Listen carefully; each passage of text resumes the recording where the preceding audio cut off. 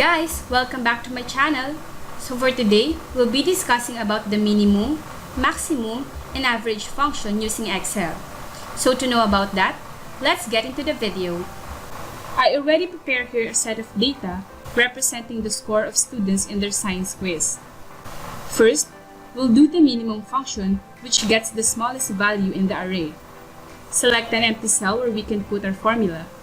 Type an equal sign, then type MIN, short for minimum, open parentheses, select the cell references or the range of data, C7 to C16, close parentheses, then press enter. And there it is, we've got 8 as our smallest value in the set of data. Now let's see the maximum function. This is an actual opposite of minimum. It gets the highest value in the given data. To do that, put equal sign, type MAX, short for maximum, open parentheses, select the same cell reference, C7 to C16, close parentheses, then press enter. There we have 19 as our highest value.